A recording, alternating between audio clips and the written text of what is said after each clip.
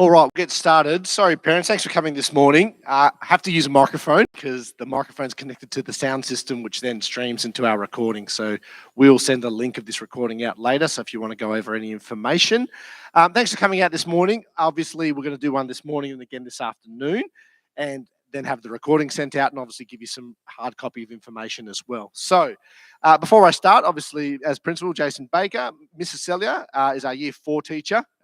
Will most likely be our year 4 teacher next year. She's part of our digital learning team. Mrs. Evans is part of the team as well, and she would normally be here, but she got COVID at the start of this week.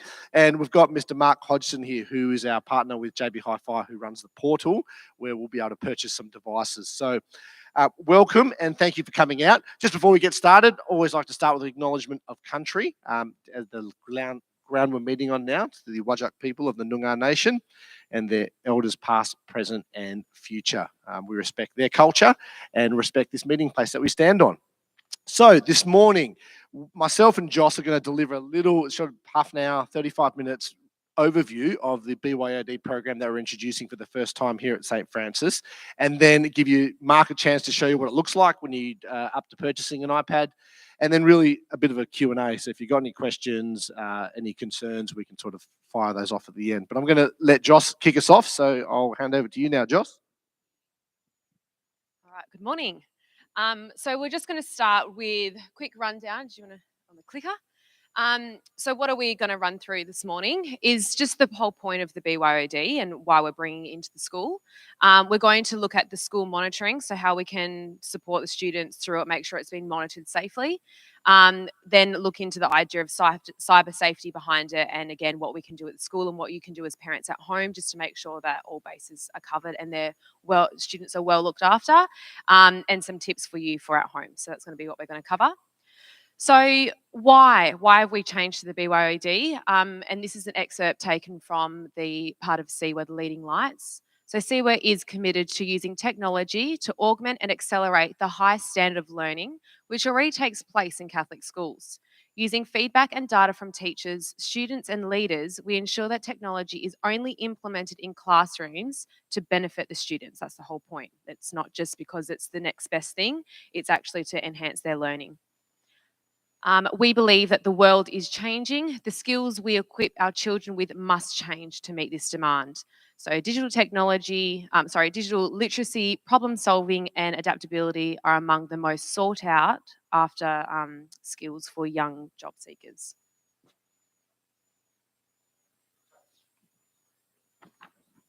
So what is a BYOD? We keep referring to it as everybody knows what it is. It basically means you bring your own device to school. So as you can see, children, we actually limit that to iPads. It's just for management of the devices in the classroom. So exactly what happens now in year 4, 5 and 6, where the school provides an iPad, rather than the school providing an iPad next year, the children will be asked to bring their own iPad to school. So we like to give parents lots of notice.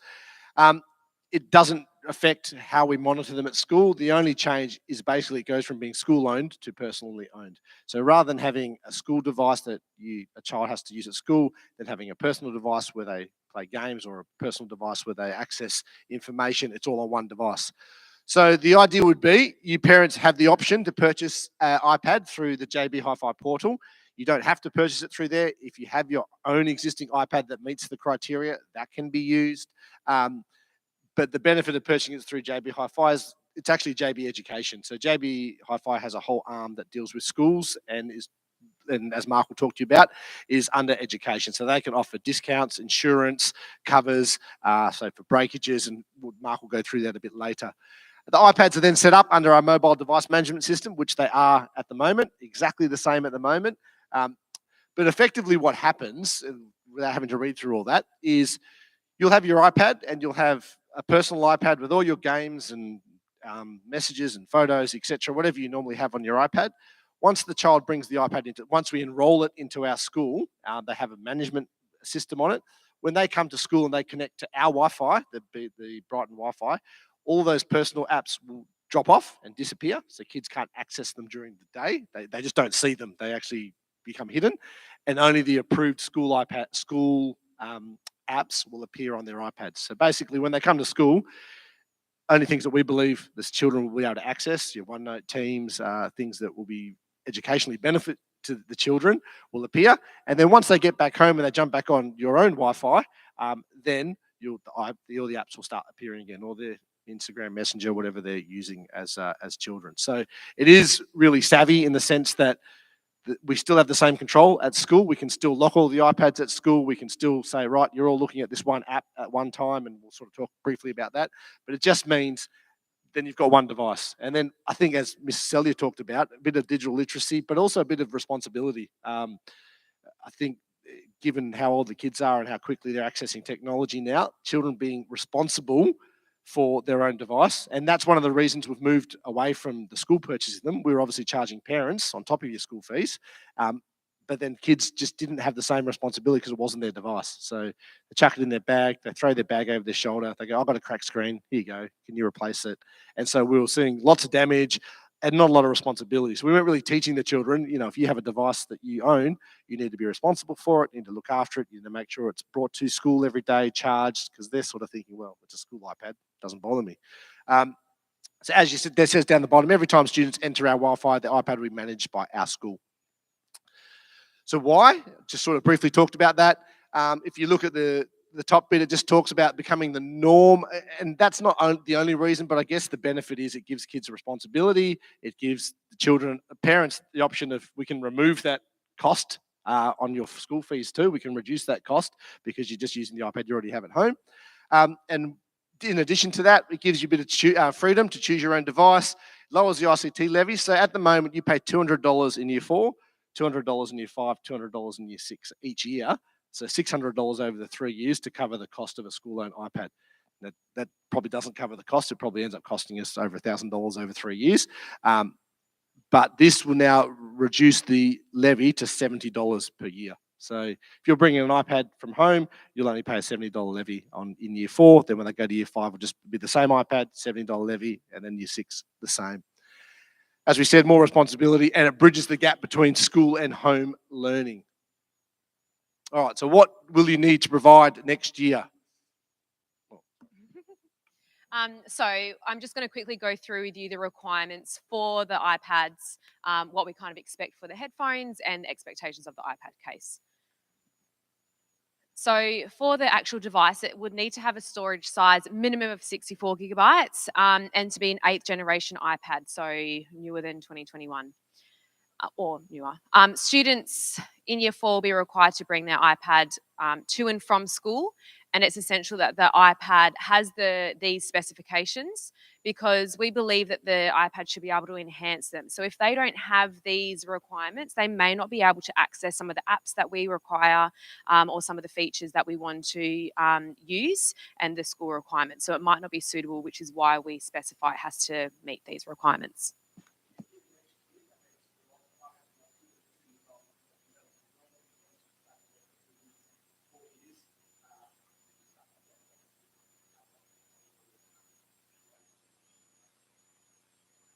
And then you've got the case. So, the making sure the whole cover, it's all covered. They drop on the floor, the screen cracks, so making sure that it's covering the whole screen. We see these days that you can get those like pencil case kind of covers. That's not suitable because you put it in their bag, like as Jason said before, you go and throw the bags, they're just going to crack. So making sure they've got really sturdy covers. And then if you want them to have a keyboard to go with it, that's optional. That's up to you. Some of the kids like to have a keyboard versus actually touching and typing on the screen, having a keyboard that they can attach to. And we would recommend, if so, that it could be a cord attached one, or because sometimes the interfering with all the different Bluetooths can be a problem if all the kids are using it. So something to chat about with your child if that's what they want to get into as well.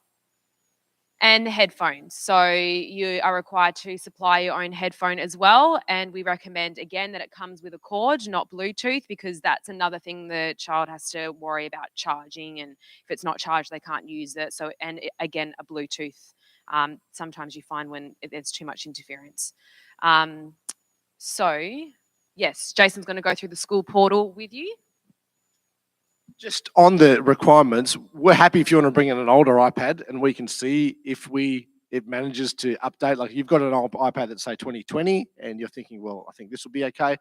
We're happy to try that. I guess if we encounter problems as we go along, we'll just let you know. Listen, where they can't get access to this app, or they doesn't have enough storage space, or whatever it might be. So we're not saying, you know what, if it's not a 2020 iPad, you can't bring it to school. We just are aware that there may be issues with older iPads. So which is why we're recommending a specified device. So the JB Hi-Fi portal. So you can purchase from any retailer. You don't have to go through JB Hi-Fi, but we do offer a portal to provide discounts. So I'll get Mark to talk through the portal, but effectively, you can get insurance through the portal. The pricing is fixed to the school, so you'll see an example in a moment. Again, we talk about if you want to purchase one for Christmas, it gives you a bit of time. The portal does have options to purchase them with Afterpay, Zip Pay, and as I know, you'll probably see from the third or fourth line, the portal's likely to be live in mid-October, because as Mark will explain, Apple are going to most likely release new devices next month. I think September they normally release their devices. So they'll probably come out with a new iPad. You don't mean to buy the new iPad, you're happy to buy an older iPad, but we'll have that option on there. Mark, did you want to talk quickly through the portal? No, you can talk about it. Yeah, you can do, because we've got pricing up here from last year. You happy to talk through that? So this is kind of based on some of the slides that I sent Jason through. I thought he was going to talk through my slides and then give me nothing to talk through. But just to give you an example there, guys, two different sizes of storage on the iPad at the moment. As Jason says, we went to 9th gen iPad last September, and Apple have pretty much replaced the iPad every September for the last 3 or 4 years. So that's why we're just hesitating on launching new portals this year, because obviously we don't know what Apple are going to do. They don't tell us, just like they don't tell anyone else. Even if you go for a basic new iPad, the cost there you see, $438.90 was the cost of a new iPad last year. That's the 64 gigabyte version. In a retail store, that's $499. And pretty much JB Hi-Fi, Apple, anyone, Harvey Norman, whatever, never reduced the price of an iPad. If you go on Apple's website, even as an education, with an education email address, they don't discount it to the level that we do. So you're saving yourself $60, even on a basic iPad, you're saving yourself $60. The basic iPad case, which is an STM Dux case that we sell to all the schools, and it's what Jason would buy if he was buying the iPads for school. In a retail store, that's $80. We bring it down to just under $50. The way I like to look at what you save yourself is to put that back into Apple Care. And I don't know if Jason's got a separate slide on this. He may do, because I haven't looked through all these slides. But Apple Care, I think, is the most important bit of buying a new iPad for a BYD pupil. The Apple Care is just under $80. It's normally $100 in a retail store, so we're saving you money on that anyway. But what you've saved yourself on the device and the case, I would strongly encourage you to invest back in Apple Care. So the examples I give you there is cracked screen on an iPad. You can't get an iPad screen repaired. Apple don't repair the screen.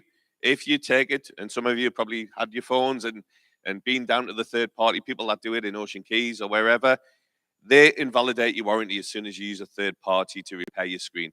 It's against Apple's T's and C's. So if your kid cracks your screen, you're going to be up for the price basically of a new iPad if you don't have Apple Care.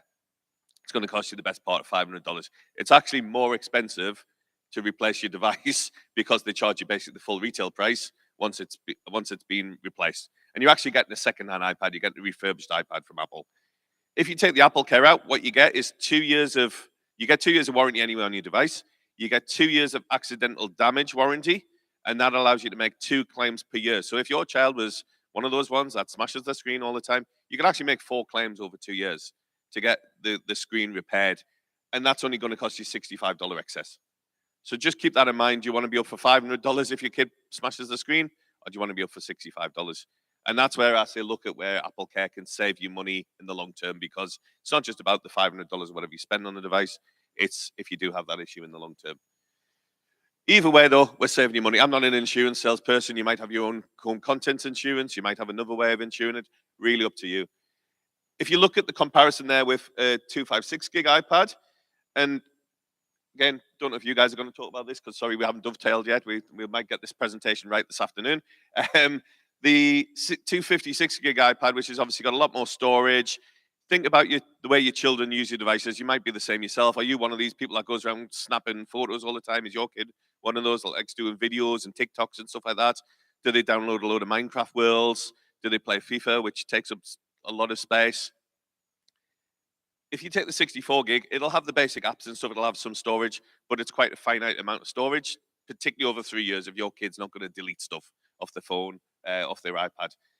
And you're saving, that one would be 729 in retail. So you're saving yourself best part of $90 on the higher one. The iPad keyboard case I've got here, and I'll show you it if you want to have a look. That's reduced from 249 to 198, or was last year anyway. So again, you're saving yourself $50, $60 on that.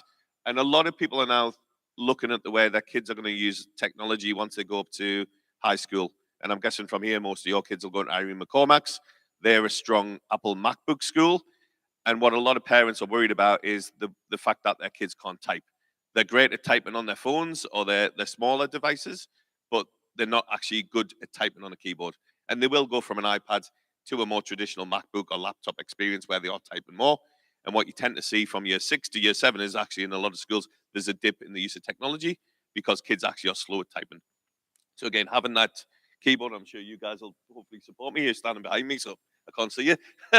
But I see this in a lot of schools, and I actually sold more keyboards than I did standard cases last year, and I do about 70 or 80 portals. So that tells you that there's been a movement towards the keyboard. It helps with things like NAPLAN as well, and that these guys will tell you as well. I'm not an educator, but things like NAPLAN and stuff of using a keyboard and being able to do NAPLAN and things like that in year 5. Is that all you want me to do? Yeah. Thanks, Mark. On the video, we'll have subtitles under Mark's presentation. And there's no pressure for keyboards. And that's the key about this is no one's going to be disadvantaged. Whether you buy an iPad with a keyboard, without a keyboard, whether you buy it with Apple Care, without Apple, in terms of the teaching and learning, no child will be disadvantaged. So just be clear that, and we probably could talk over this, and we do it in a different presentation when we talk about iPad use in the school. It is just a tool. Teaching and learning, good teaching and learning is good teaching and learning. The iPad supplements good teaching and learning. It doesn't turn a bad lesson into a great lesson just because you've got an iPad. And we've worked really hard with our staff about balancing that use of technology in the classroom because we know that screens are such a big part of kids' lives at the moment. So the fee structure, as I said, it's $70 so you'll be the first year group that gets a $70 IT levy charge as opposed to $200 at the moment. And then that'll carry on to year 5 and then carry on to year 6. What does it cover? It covers, we have to pay $11 per device to manage each device with Jamf so that we can control the apps that they have access to, etc. Applications, anytime we have to pay for an application, that's covered through your ICT levy, our IT support, licensing, and any sort of system upgrades in terms of pushing stuff out to the iPads. And I'll hand you over to Miss Celia because she's very familiar with the iPad contract and how that works. Thank you. So one thing that we do require at the start of each year is that you and your child both sign a contract to say that you agree with the way it's going to be used at school, the transition from home to school and the expectations. And as Jace mentioned earlier on, it puts that responsibility on the students. So if there is something that is going wrong with the way they're using the iPad or the way the iPad's treated or what, things that are being searched, it puts it back on the students. Well, you signed a contract, you agreed that this is what you would follow. So giving that responsibility, it's a really good chance for you to sit down with your child, and you could even decide that you wanted to create your own contract at home as well. So what does it look like for you when they're using the iPad at home? Yeah, that will be something that will be handed out at the beginning of next year with all the criteria through it. Then going to talk to you about, so what are we doing at school to actually monitor what's going on? Some of you may have heard of Jamf before in the past or have been explained that that's how we manage the iPads now. That will still go ahead next year with how we manage it. So it controls the filtering and the accessibility of the online material. It's not possible to block every single, risky thing that could be looked up, but it definitely covers a lot of things. And again, it's the responsibility of the students. So it's about being safe and being appropriate online, and all school apps will be uploaded by the school, and then they can't access their home apps at school. So that's that whole Jamf rule. As Jason said before, when they get to school, they're all hidden. They'll only see the school's apps, and they will have the school's restrictions. So if you want restrictions on your child's iPad when they're at home, that's something that you're going to have to set up, which I'll go into how you can do that as well. The other thing we use is Apple Classroom. So it is an app that we have that allows us to monitor the students' progress. So I could be working with a group of students with myself on the mat, and I can have a group of students that are working on their iPads. Through my iPad, I can see what that other group of students are doing, even though I'm not working with them. So as you can see, there are the circles on the screen. I can change that to be a screen view, so I can actually see exactly what's going on their screens at the time. So it's a really handy tool to use that I can be working one-on-one with a particular group of students doing reading or hands-on activities, but also monitoring another group as well. So just because we're not constantly one-on-one with the kids, we can assure you that we are monitoring what they're doing through the use of the Apple Classroom. We can also launch apps. We can lock them into particular apps. And then what you can do is another thing that you can use Jamf as well. So there is an opportunity for parents to have access to this mobile. There is a parent app. So in previous lives with parents, we've run workshops where parents are shown how to lock iPads at home. So basically you'll be able to lock down an iPad and say from 8 o'clock, child can't access anything on the iPad, or from between 6 and 7, that's the only time at night the iPad's available. And so there are ways to monitor that. And we are happy to take you through those features if parents are interested. So that's something that we'll do as we go. Parent expectations. So you're responsible for your acceptable use of the device at home, as it's on your own Wi-Fi. At home, you can still have an Apple ID. They can download Apple apps. You can download whatever fun games they want to play or stuff you want to do together. And then obviously at school, we look after the devices at school. So some other things you can use at home. You can see the Jamf parent portal. So there's a parent app that can control the iPads. There are things like Family Zone, screen time apps. On our website, we have a heap of Y-Safe resources about being cyber safe and even a list of all the popular apps kids are on. There seems to be a new one that everyone's jumping on, Be Real. I don't know if anyone's been on Be Real, but that's only because my daughter's 15 and now I see that this seems to be the number one app in the App Store. So Be Real is an app where they randomly, once you join up, it's a bit like Snapchat, and you have all your friends connected to it. At one stage during the day, Be Real sends you a message saying you've got to take a picture of yourself and what you're doing, and you've got 2 minutes to then to take the picture, and then it shares it with all your friends. And so trying to get high school kids to not be jumping on their devices during the day is a bit of a challenge, I think, for some of the high schools. Because as you will see when you get to Oran McCormack, high schools have a very different approach to monitoring. There's a lot of responsibility placed on the students as opposed to the school, I guess, because it's very different. So Jamf Parent, are you happy for me to talk through Jamf Parent? Yep. So you basically can have a parent app that just talks through, you have your kids on there, and then you can say, right, I'm going to lock this. And rather than going through all those details now, if that's something you'd like to access next year, we're more than happy to run some workshops on that. Again, happy for me to keep going, Ms. Sawyer. Yep. So just manage screen time, block adult content, limit social media. You can do all of this through the Jamf Parent app. You can track their devices. You can manage purchases. So there are lots of ways to manage what your children are doing at home.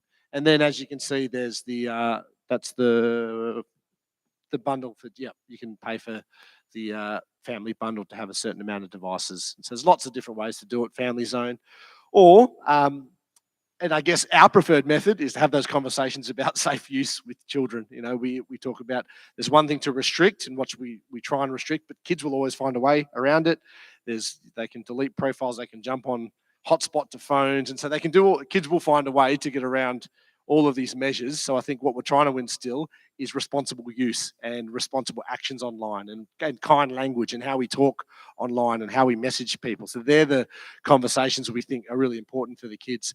And that's some of those resources can be found here in Y-Safe. So I think if we just try and block everything, say, no, you can't, it's because they're eventually going to get access to it. So it's about how do we teach them to be responsible with their devices. Questions? So have a look at the handout. We will send out the link of this presentation, and then we have a bigger booklet that it's maybe 6 or 7 pages, I think, that we will send out and put on our website as well. So you can all have a look at a link to that as well. So you may have questions now, you may have questions later. If your questions do come up later, just feel free to hit us up at IT Help at St. Francis Butler, and we can answer any questions you've got. But before we finish up, are there any questions today? Was there anything sort of pressing that people are thinking, I don't get how this is going to work? But effectively, yes, Erin.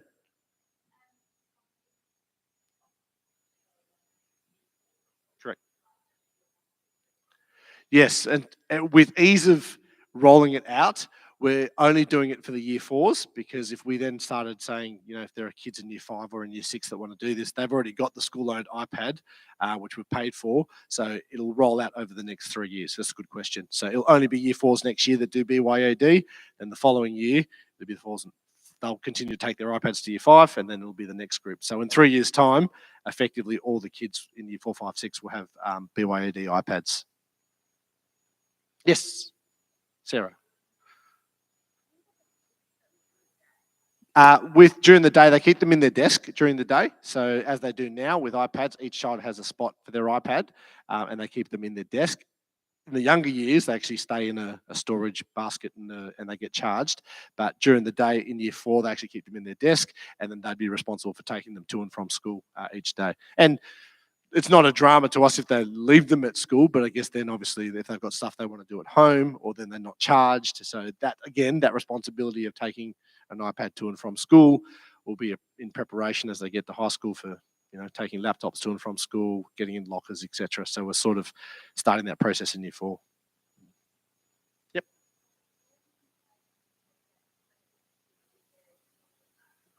Yep.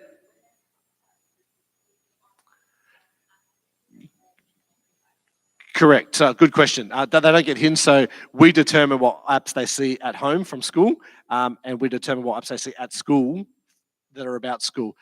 All their personal apps, once they jump on your Wi-Fi, they can have all their personal apps as per usual, but we can actually say these are apps we still want them to have when they're at home, because we want them still to have Teams, or we want them still to have Word or OneNote or whatever it might be. So we just control the apps that we think they definitely need will appear in both environments. The apps that they do at home will only appear in their home environment. Yep. Yeah, it will do. Yep. But we also have things like messaging on Teams that'll appear at home. But at the moment, you'll notice kids can't message each other on Teams. They can only message the class teacher, and the teacher can only message the children on a channel effectively. Yep.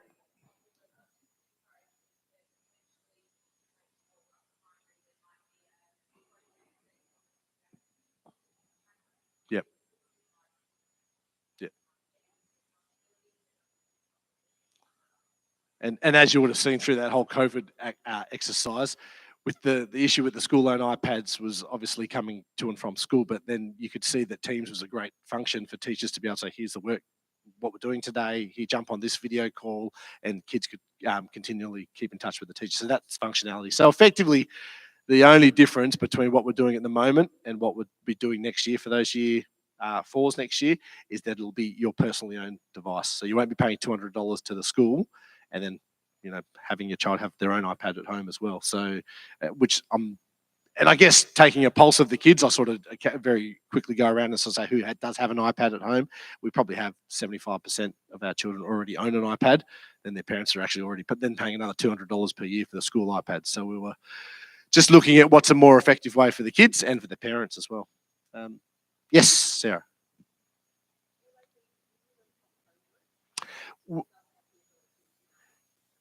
Yes, we've been mindful of using iPads in the home environment. We still believe the kids need to be out exploring, climbing, playing, connecting with their friends, and it's another way to connect with their friends. But as teachers, we've tried to ask teachers to, and again for equity too, to hold back on homework being distributed purely just on an iPad. So we're very conscious of making sure that there's equity for all kids, for those kids who don't access or don't get any screen time at home. We don't want to be then forcing parents to say they have to do homework on the iPad. So there is a balance. There may be some tasks during the year where teachers might set up a project and it might be over 2 weeks, and they might say, yes, you can do that through your iPad, and they can do them at home. Yep. Yes. Only to the current year threes going into year four. So everyone else in year 5 and 6 will still pay the $200, still hold on to the school-owned iPad that they've got at the moment. So there's no change to that. It'll just be for our current year threes going into year 4 next year. Yep.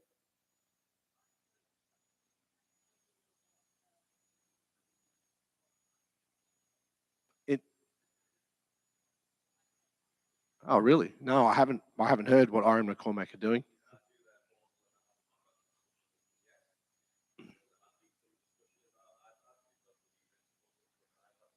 Ah, correct. Mm.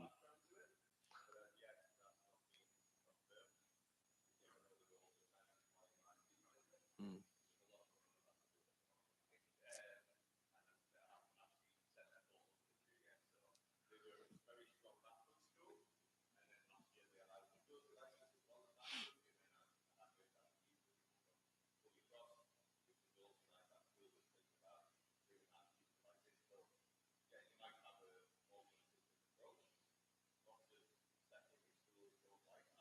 Mm.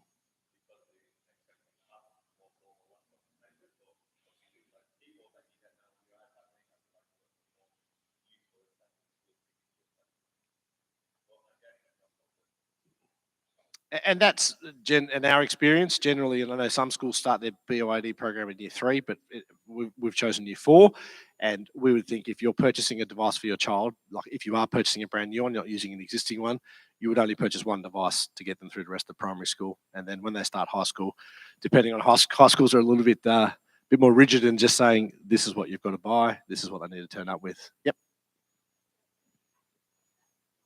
Yes, so all new iPads from last year before, I think, are uh, iPad Pencil compatible. Yes.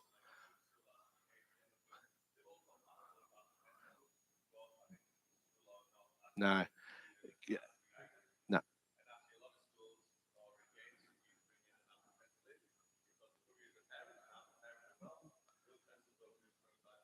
Yes.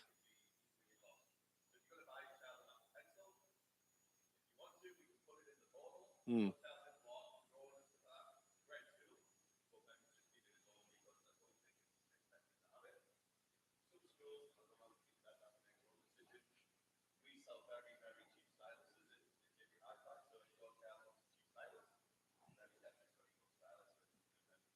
Yeah.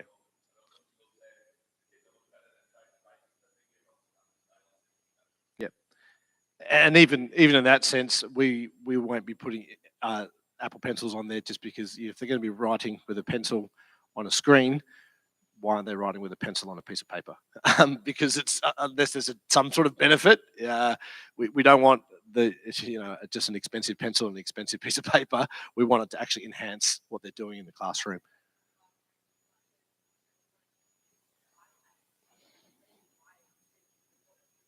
Mm.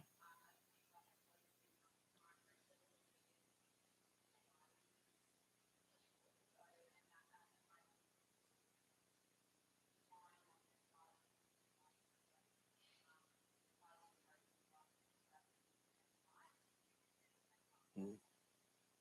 And with the portal, we can put as many products on there, and Mark can put as many products on there that parents. So we've just put the basics. So at the moment, we'll just have the basic iPad, then a model up, a basic case, basic insurance. There's all sorts of other add-ons that can be anything you can basically buy from JB Hi-Fi can be put on that portal, and then can be part of education discount, whether it's a keyboard, whether it's a couple of different sets of headphones. And so we're just trying to keep it cost effective and really simple. So really, if you look at the cost of a brand new iPad of those three things, it's less than $600 over the 3 years, which is what we're trying to keep it down to, and keep it affordable for parents. And then if you've got a 2021 iPad already, you would just and what would happen? The actual process: the kids would bring their iPads to school in the first couple of weeks.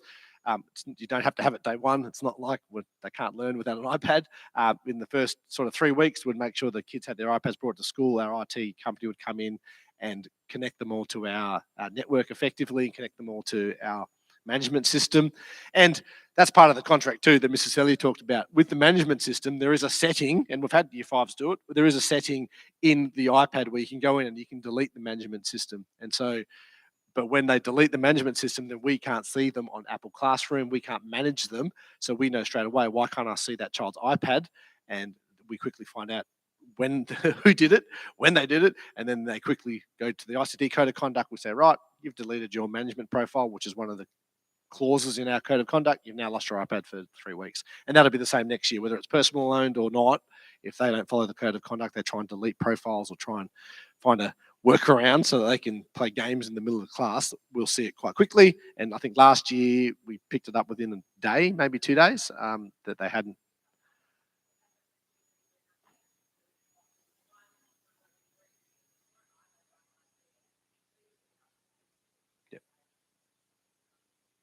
And again, about teaching them responsibility and then teaching them how to be good digital citizens. Yep.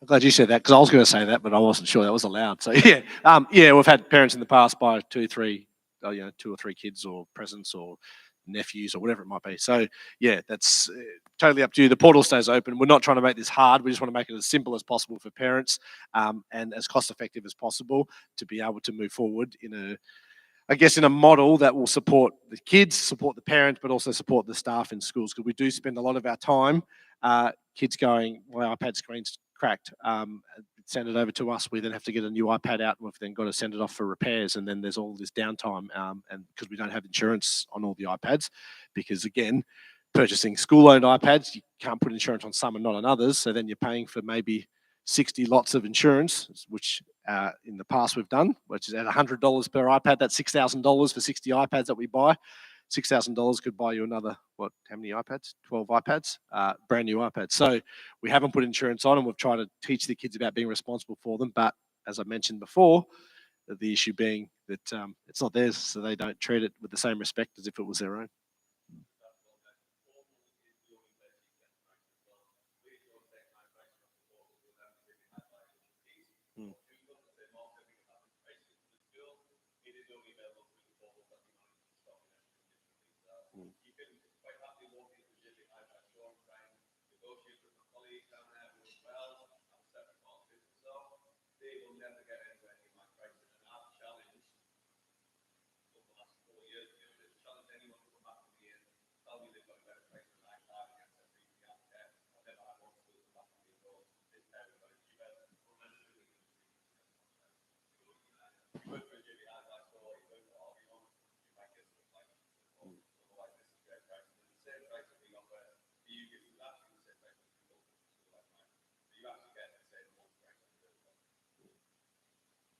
So if there's no more questions, as I said, if you do come up with something or you're not sure about something, flick us an email and we're happy to get back to you really quickly. The link will be sent out, the information will be sent out. Pretty much from now, we will just keep you posted with portal pricing. So when Apple release their new iPad, the portal will then go up and the portal will have the options on there for the iPads. You can then purchase, not purchase, and it'll be just a bit of communication via Seesaw, via email, just to say, just a reminder, the kids in year 4 start of next year, in the first couple of weeks will need their own iPad. If there, and this is important, I guess, to anyone watching on the video, if there are financial difficulties with buying an iPad, and that is an issue you face as a family, all we ask is just come and speak to myself and we can have a chat to you about what we can do to try and support you. But as we've said, we'll try to make it as cost effective as possible and as easy as possible to transition really smoothly. But thanks for coming out this morning. Thanks, Mark, and thanks, Mrs. Celia. We'll let you get on with the rest of your day and hopefully get some sunshine. Thanks, everyone.